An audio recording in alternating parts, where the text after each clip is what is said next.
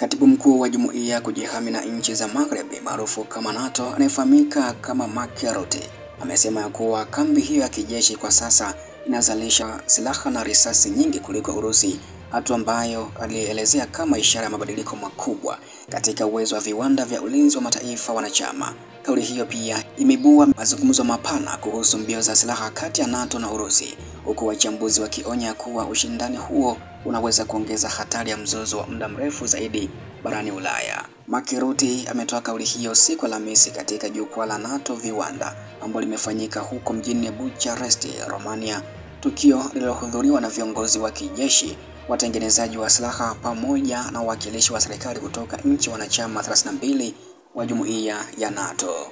Akizungumza katika mkutano huo, Mark Rutte amesema kambi ya NATO imeanza kuzalisha silaha kwa kiwango ambacho hakijawahi kushuhudiwa katika miongo kadhaa kutokana na uwekezaji mkubwa katika sekta ya ulinzi.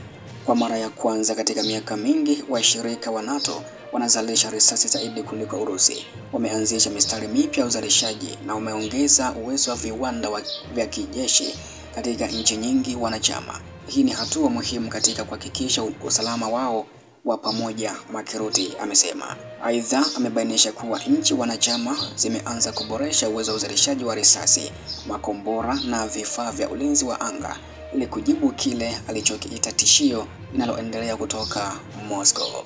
Kwa mujibu wa Mark Rutte, amesema kiwango cha uzalishaji wa silaha ndani ya NATO kimeongezeka kwa kasi kubwa, huku baadhi ya viwanda vikiripoti uzalishaji wa juu zaidi tangu miaka ya vita baridi. Rutte amesema wanapata matokeo makubwa zaidi katika uzalishaji wa silaha kuliko ilivyokuwa kwa miongo kadhaa, lakini bado wanahitaji kuimarisha uwezo wao zaidi katika teknolojia za kisasa za ulinzi wa anga na kukabiliana na ndege ambazo hazina rubani. Katika hotuba yake, katibu mkuu huyo alisifu ahadi ya wanachama wa NATO ya kuongeza matumizi ya kijeshi hadi kufikia angalau 5% ya pato la taifa ifikapo mwaka 2035, ingawa amesisitiza kuwa kiwango hicho bado hakitoshi kulingana na changamoto zilizopo kwa sasa.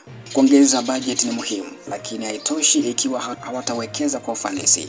Wanapaswa kuhakikisha kila dola au euro inatumika kuleta matokeo ya kweli katika uwezo wao wa kijeshi. Kwa mujibu wa ripoti za ndani ya NATO, zaidi ya nusu ya nchi wanachama tayari zimevuka kiwango cha 2% cha GDP kinachohitajika kwa matumizi ya ulinzi, huku nchi kama Marekani, Poland, Lithuania na Uingereza zikiwa miongoni mwa vinara wa matumizi hayo.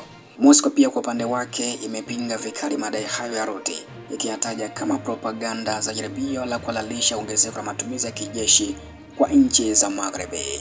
Wizara ya mambo ya nje ya Urusi imesema ya kwamba nchi hiyo haina nia yoyote ya kushambulia nchi wanachama wa NATO, ikiongeza kuwa kauli kama hizo ni sehemu ya juhudi za kisiasa za Magharibi za kuunda hofu ya bandia ili kuendeleza ajenda ya kijeshi. Madai ya kwamba Urusi inatishia NATO ni upuuzi mtupu, yaani sio kweli. Ni sehemu ya sera za uenezaji wa hofu zinazotumiwa kuhalalisha ongezeko la bajeti za ulinzi na kusukuma sekta viwanda vya silaha barani Ulaya, ilisema taarifa rasmi ya wizara hiyo mjini Moscow. Kauli ya sasa ya Mark Rutte inapingana na matamshi yake ya miezi michache iliyopita, ambapo mwezi wa 7 mwaka huu, akiwa bado katika mchakato wa kuongoza juhudi za NATO za kuongeza uzalishaji wa silaha, aliambia New York Times ya kwamba Urusi ilikuwa ikizalisha makombora mara 3 zaidi katika kipindi cha miezi mitatu kuliko jumla ya uzalishaji wa kambi nzima ya NATO kwa mwaka mmoja. Hata hivyo, katika hotuba yake huko Bucharest, Mark Rutte alikazia kuwa hali imebadilika kwa sasa. Walikuwa nyuma lakini si tena. Wamefanikiwa kuongeza kasi yao ya uzalishaji na wapo mbele katika mbio hizo, Mark Rutte amesema. Licha ya madai ya NATO, ripoti kutoka Moscow zinaonyesha kuwa Urusi pia imeongeza kwa kiasi kikubwa uzalishaji wake wa silaha tangu kuanza kwa mzozo wa Ukraine mwaka 2022. Rais Vladimir Putin pia amenukuliwa akisema kuwa viwanda vya kijeshi vya Urusi vinafanya kazi muda wote na uzalishaji wa baadhi ya silaha umeongezeka kwa kiwango cha kihistoria. Kwa mujibu wa Putin, alisema uzalishaji wa aina fulani za silaha umeongezeka hadi mara 30 zaidi ya kipindi cha kabla ya vita. Alisema, tumeongeza uzalishaji wa makombora, magari ya kivita, risasi na vifaa vya ulinzi wa anga viwanda vyetu vinafanya kazi kwa ufanisi wa juu zaidi katika historia ya Urusi ya kisasa.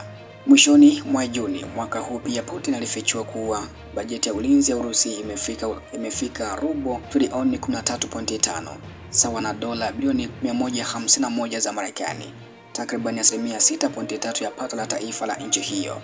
Hii ni mara kadhaa zaidi ya matumizi yaliyorekodiwa kabla ya mzozo wake kuanza na Ukraine.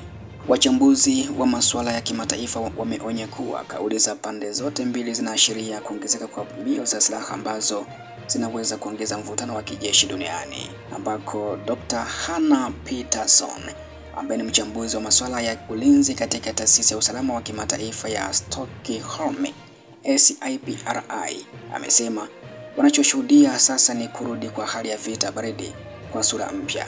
NATO inasema inajilinda, Urusi inadai pia inalazimika kujibu. Matokeo yake ni mbio za silaha ambazo zitaongeza matumizi, lakini si lazima ziwe suluhisho la kudumu kwa usalama wa bara la Ulaya.